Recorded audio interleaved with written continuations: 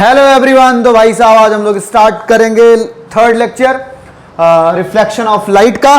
उसमें हम लोगों ने पढ़ चुका था लॉ ऑफ रिफ्लेक्शन होता क्या है, कैसे क्या जो है लाइट जब इंसिडेंट होती है तो कैसे रिफ्लेक्ट होती है, ये पढ़ा था।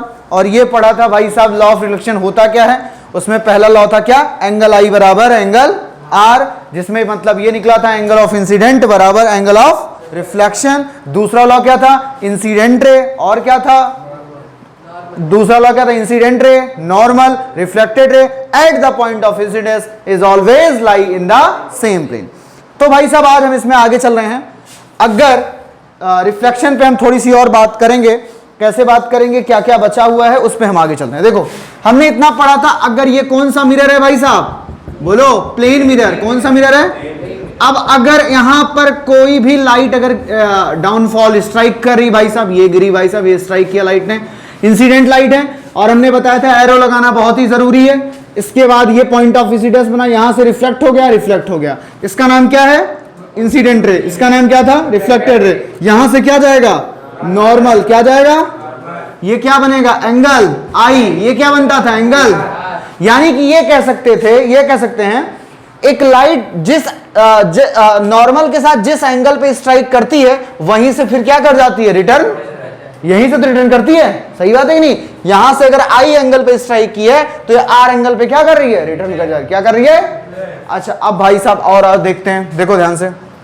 मैं ये अगर कह दूं कि अगर लाइट ऐसे कुछ गिर जाए, सरफेस यही है, सरफेस यही है, बात सही है ना, सरफेस यही है, बहुत बढ़िया। अब देखो यहां पर नॉर्मल कैसे बनेगा, परपेंडिकुलर बनेगा कि नहीं बनेगा, मतलब नॉर्मल में ऐसा कोई लगाना जरूरी नहीं है, नॉर्मल है कि नहीं है, सही बात है। मैं कह दूं जिधर नॉर्मल है ऐसे ही यहां से ही इंसिडेंट लाइट को भी स्ट्राइक कर दो, कर दिए नॉर्मल। याद करो इंसिडेंट लाइट एंगल कहां से बनाती है, नॉर्मल से, कहां से।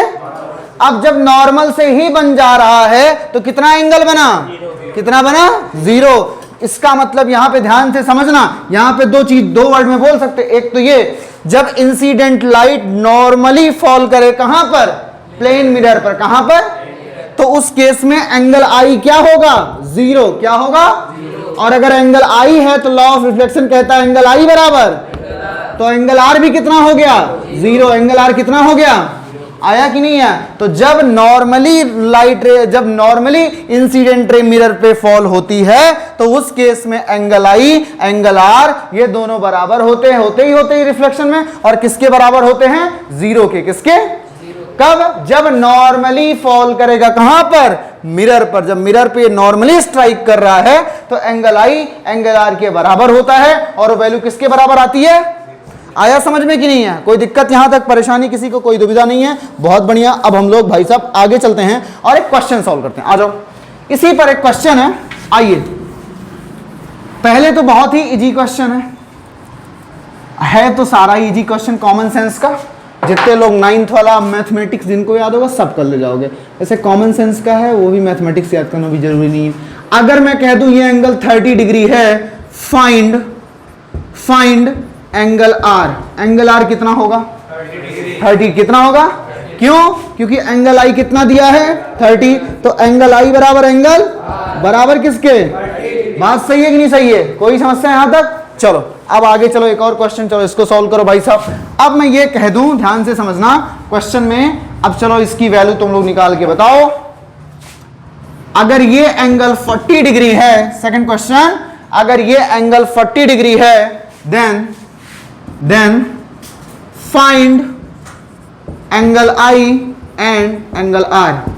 एंगल I और एंगल R की वैल्यू बताओ। अगर ये एंगल 40 डिग्री है, कितना, 50 डिग्री, एंगल I और एंगल R कितना हो जाएगा, कैसे हो जाएगा, आओ देख लो भाई साहब सॉल्यूशन। आइए भाई साहब देखते हैं। देखो ये नॉर्मल जो है ये मिरर से कितना एंगल बनाता है, 90। कितना बनाता है, 90। अच्छा ये कितना है, एंगल I, तो एंगल I और 40 मिलाकर किसके बराबर हो जाएगा, किसके।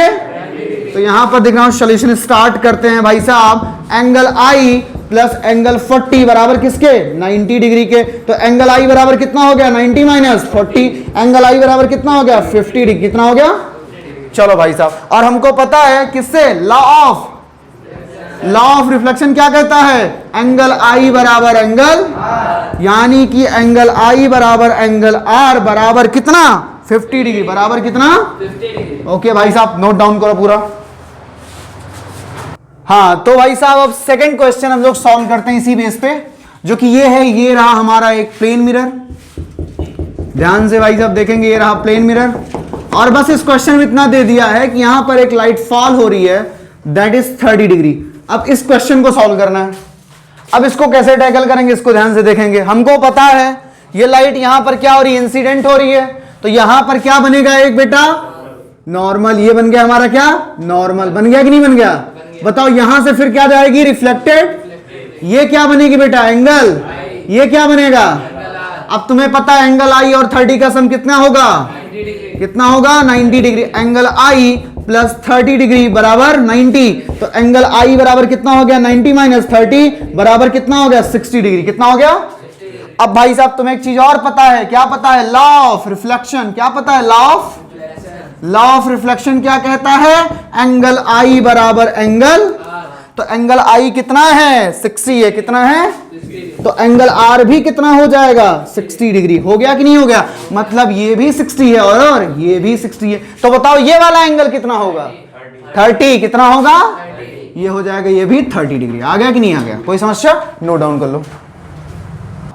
तो भाई साहब इसमें जो क्वेश्चन था, कह सकते हैं अगर ये 30 दिया था तो find angle I and angle R. और लॉ ऑफ रिफ्लेक्शन पे जो ये नॉर्मल न्यूमेरिकल बन सकते थे वो पूरे हो चुके हैं कंप्लीट। और अब हम डिस्कस करने वाले हैं आने वाले लेक्चर में डेविएशन बेस्ड प्रॉब्लम। तब तक के लिए जुड़े रहिए आईवान क्लासेस पर।